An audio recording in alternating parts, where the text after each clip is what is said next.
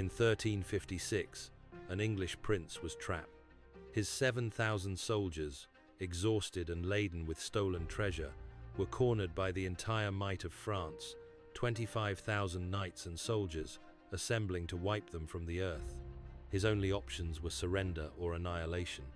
But what the French king didn't know is that the prince had led them into the perfect trap. The moment of truth arrived on a Sunday morning. The English vanguard, pushing through the woods, emerged onto a slight rise and stopped dead. Below them was a sight of terrible majesty, a nation in arms, a forest of lances and banners catching the morning light. For every one of the prince's soldiers, there were nearly 4 Frenchmen. Imagine being in a stadium, and for every person on your team's bench, the other side has an entire section of the stands, armed and ready. Annihilation seemed certain. How did they end up here, on the brink of oblivion? Just weeks earlier, they were not the hunted, they were the wolves. The Prince, Edward of Woodstock, was a walking contradiction, the epitome of chivalric virtue on the tournament ground and a ruthless pragmatist on the battlefield. Just 26 years old, he already moved with the gravitas of a much older man, his reputation forged in the crucible of Crécy a decade earlier. That battle had taught him a lesson that would define his career, that a small, disciplined army with superior firepower and tactical leadership could shatter a larger, more arrogant foe. Now, he was the master of the brutal scorched earth raid. This was warfare as a form of economic and psychological torture. His army, a hardened force of English veterans and loyal Gascon subjects, moved not to conquer cities, but to bleed a kingdom dry. They operated with terrifying efficiency. Small foraging parties would fan out from the main column, and when they reached a town, their methods were brutally simple. If the gates opened, they would strip it of anything valuable. If the gates remained closed, they would burn everything outside the walls to the ground. They left behind a scar of devastation 300 miles long, a trail of ruin pointing directly to the powerlessness of the French crown. Every league they rode, they sent a clear and terrifying signal: your king cannot protect you. They gathered a treasure train so vast it became a legend. Wagons, requisitioned from French farms, groaned under the weight of gold chalices, silk tapestries, and church silver. Every soldier, from the common archer to the prince himself, was becoming rich, but they were also becoming slow. Every piece of plunder was an anchor, and every day spent on hostile ground stretched their luck thinner. The raid had been a stunning success, but they had stolen from a king, and that king was now coming to collect his debt, with interest. In Paris, King John II of France, a monarch wrestling with a kingdom still reeling from the Black Death, saw the raid as a direct challenge to his authority. He was a man for whom the chivalric code was scripture, but he was also a king who understood the fragile nature of his power. He could not afford to look weak. His response was therefore driven by a mix of personal honor and cold political necessity. He sent out a call to arms, and from every corner of his vast kingdom, the nobility answered. This would not be a skirmish, it would be a crusade. An army of retribution began to assemble, a force of such staggering size that it dwarfed the English raiding party. Knights whose families had fought each other for generations now rode side by side, their magnificent banners a testament to a kingdom united. All told, a host of some 25,000 men was gathering to hunt down the English wolf. They were confident, not just in their numbers, but in their righteousness. The English, fat with loot and deep in enemy lands, had no idea of the speed or the scale of the avenging storm that was about to break over their heads. The journey home had begun, but the road south was strangely quiet. A sense of unease began to creep into the English camp. The prince had intended to cross the wide Loire River near Tours, but the city's defenses were too strong, and a multi-day downpour had swollen the river, making it impassable. That delay, just a few days, would prove fatal. It gave King John the one thing he needed to turn from the pursuer into the jailer. Scout reports grew more and more alarming. A French force had been spotted. It was large, and it was moving with unnatural speed.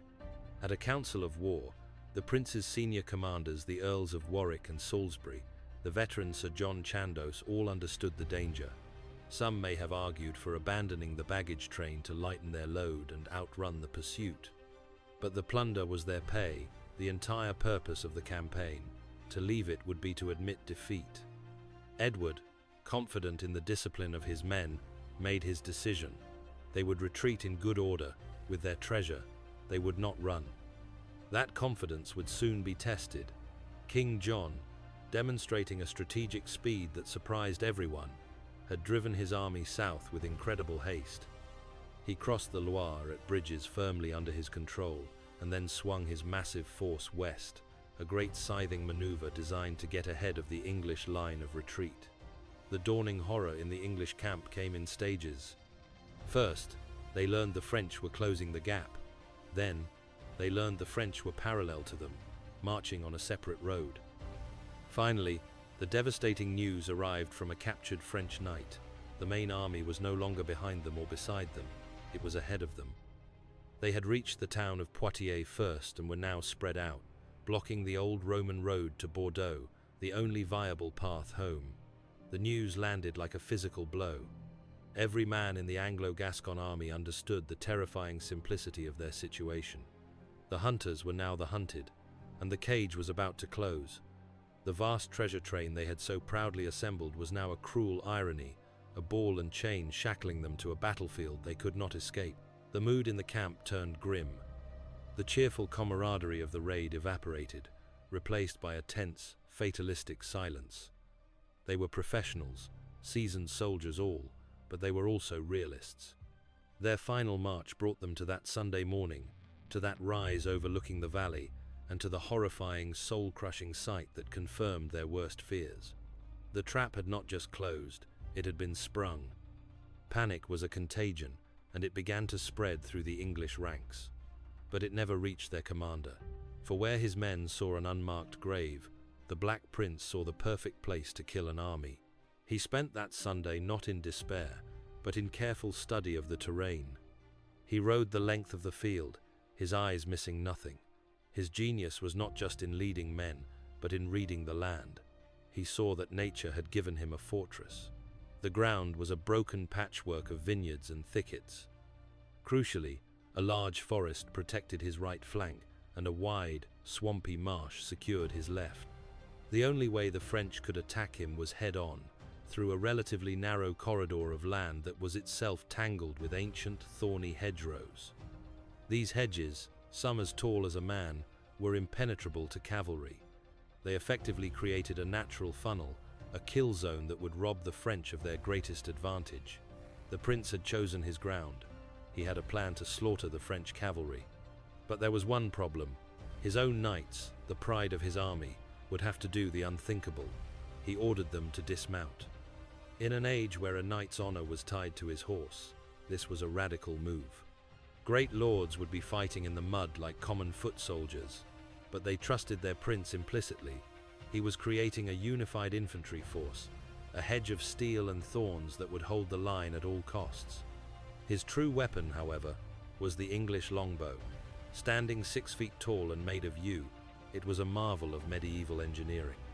It was the super weapon of its day, and his archers were specialists, products of a unique military culture where every able-bodied man was required by law to practice. These were not knights, but hardened yeomen, their bodies physically shaped by their weapon, with one shoulder and arm visibly more developed than the other. The prince would place the bulk of his army, his archers, in hidden positions along the hedgerows, creating a deadly V-shaped crossfire. Before the battle could be joined, diplomacy made one final, futile appearance. The Cardinal de Talleyrand-Périgord, a respected papal legate, rode between the two camps, desperately trying to avert the bloodshed. He spent all of Sunday negotiating. The prince, knowing his situation was dire, was willing to make incredible concessions.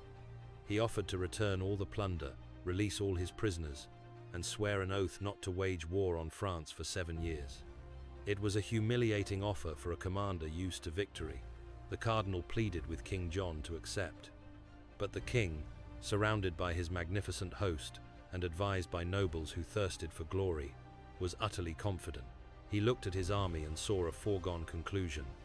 He made a single, non-negotiable counter-offer. The Black Prince and 100 of his knights must surrender themselves unconditionally. For the prince, this was impossible. Surrendez mon disgrâce. He famously replied to his own men, God help us, it is better we die in battle with honor than be captured and ransomed at their will. The negotiations were over, the sun set on the final day of peace.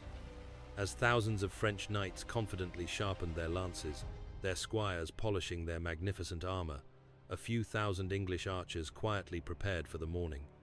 They sharpened wooden stakes, planting them in the soft earth before their positions, a simple, brutal defense to impale the charging war horses they knew would come with the dawn. The morning of September 19th, 1356, broke thick with mist and anticipation. The French advance was a spectacle of chivalry, a rolling tide of armor and silk, confident and magnificent. But the welcome they received was not the clash of swords, but a sound like tearing silk, multiplied 1,000 times over as the sky turned dark with English arrows. King John had planned his assault in 4 massive waves. The first was a dedicated cavalry charge of 300 elite German and French knights, led by the 2 marshals of France, Audrehem and Clermont. Their task was simple: to ride down the English archers, shatter their formation, and silence the longbows before they could do too much damage. It was a classic cavalry maneuver. From the French perspective, it began perfectly. The thunder of hooves shook the ground as they lowered their lances and charged, but from the English archers' view, it was a different story. Hidden in the dense hedgerows, they waited, bows drawn, until the very last moment. When the signal was given, the air became a storm of feathered wood and sharpened steel. The knights were funneled directly into the V-shaped trap, arrows slammed into their charge from both flanks. The sound was horrific, the high-pitched scream of wounded horses, the sickening thud of bodkin points punching through armor and flesh. Horses and riders went down in a chaotic, screaming pile, their momentum turning the lane into a tangled wreck of men and animals. The few who made it through the arrow storm ran directly onto the sharpened stakes. The attack was not just repulsed, it was annihilated. Marshal Clermont was killed, Marshal Audrehem was captured. The pride of French cavalry was shattered. A wave of relief washed over the English. But this was just the beginning, and the next wave wouldn't be on horseback. Undeterred by the failure of the cavalry, the French sent in their second wave, a huge division of several thousand dismounted men-at-arms led by the Dauphin, the heir to the throne. Learning from the cavalry's disaster, they advanced on foot, a slow, grinding wall of steel. This time, the arrows were less effective against their heavy plate armor and raised shields. The battle devolved into a brutal, claustrophobic melee in the narrow gap between the hedges. It was a medieval meat grinder. Swords, axes, and maces rang against helmets and shields. This was a test of pure endurance. The Anglo-Gascon line, outnumbered and already weary, had to hold against the relentless pressure. The Black Prince, also on foot, was in the heart of the fight, his famous black armor a rallying point.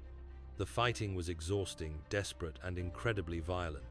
For nearly 2 hours, the thin line held. The archers, unable to shoot into the swirling mass of men, put down their bows, drew their daggers, hatchets, and mallets, and joined the fray, slipping through gaps in the hedge to attack the French flanks and stab at the vulnerable joints in their armor. If you enjoy stories of incredible military strategy and underdog victories like this one, please take a moment to subscribe to the channel. Your support allows us to bring more of these epic historical battles to life. Finally, after hours of ferocious combat and suffering heavy casualties, the Dauphin's division wavered and began to fall back. Seeing this, the 3rd French Division, led by the Duke of Orléans, should have advanced to support them. But seeing the Dauphin's men retreating in disorder, the Duke's division inexplicably lost its nerve and panicked, withdrawing from the field without striking a single blow. A wave of relief washed over the English. They had repulsed 2 massive assaults. But they were battered, bloody, and utterly exhausted. It was at this moment that the Black Prince, sensing a critical psychological shift, ordered his most audacious gamble. He had a small reserve of knights mount their horses. He sent them forward, not in a charge, but in what looked like a panicked retreat, with their banners deliberately falling. The remaining French forces, seeing what they believed was the final collapse of the English army, let out a roar of triumph. They surged forward, abandoning their careful formations in their eagerness to finish the battle. It was a brilliant piece of battlefield psychology, luring them out of their disciplined lines and into the final, deadly phase of the prince's trap. As the English line braced for this new onslaught, a lull fell over the field. But as they looked up, they saw the final and largest French division moving forward, and at its center, the golden oriflamme of the King of France himself. The true test was yet to come. In the exhausted silence, the final act began. This was not a charge of knights, it was the charge of a king. King John II, his honor in tatters and 2 of his divisions broken or fled, led his own massive household guard forward for one last, desperate gamble to salvage the day with a single heroic blow. He and his knights advanced on foot, a glittering wave of the greatest nobles in the realm, determined to break the weary English line through sheer force and royal courage. This was the crisis point of the battle. The Anglo-Gascon force was on the verge of collapse. They had been fighting for hours without relief. Their arrows were nearly spent, and their arms ached from the brutal melee. The prince himself was in the thick of the fighting, his black armor a rallying point, as they faced the freshest and most powerful of the French divisions. The line began to buckle under the immense pressure. A French knight famously broke through and charged the prince's banner, only to be cut down at the last moment by the prince's standard-bearer. For a few desperate minutes, it seemed the sheer weight of the king's charge would finally succeed. Victory and defeat hung on a knife's edge, but the Black Prince had one final, devastating card to play. Before the battle had even started, he had dispatched a small but capable detachment of 200 horsemen under the command of a skilled Gascon lord, the Captal de Buch. Their orders were to undertake a long, concealed march around the French flank, far beyond the forest, and wait for the critical moment. Now, as King John's division was fully committed, smashing against the English front, the signal was given. The Captal de Buch's small force of cavalry, which the French had completely forgotten about in the heat of battle, suddenly appeared on a hill overlooking the battlefield. With their banners raised and horns blowing, they charged directly into the rear of the French army. The psychological impact was instantaneous and catastrophic. The French soldiers, who believed they were on the verge of victory, suddenly heard the sounds of a cavalry charge coming from behind them. They were surrounded. Panic, the great destroyer of armies, erupted. The formidable royal division, attacked from the front by the prince's unyielding line, and from the rear by this new, unexpected threat, dissolved into chaos. Formations broke as men tried to turn and face the new danger. The battle turned into a rout. In the midst of the swirling chaos stood King John. He was no coward. With a handful of his loyal household knights and his young son Philip, who stood by his side throughout the fight, he formed a small, desperate circle, fighting with the ferocity of a cornered lion. He refused to flee, his pride demanding he fight to the end. But the end was inevitable. He was surrounded, his men falling one by one. A press of English and Gascon soldiers closed in, all eager to claim the ultimate prize. He was finally forced to surrender, handing his right gauntlet to a French knight in exile who was fighting for the English. The capture of a king on the battlefield was a monumental, almost unthinkable event. It was the ultimate checkmate. The battle was over. The impossible had happened. The aftermath was a scene from a dream. The tiny Anglo-Gascon army had won one of the most decisive victories in military history. The French losses were catastrophic. Over 2,000 nobles and knights were killed, and another 2,000 captured, including the king, his son, and a huge portion of the French high nobility. The English casualties, by contrast, were shockingly light, perhaps only a few hundred. The field was littered not just with the dead, but with a fortune in armor, weapons, and the ransoms of captured lords. That evening, the Black Prince hosted a humble feast.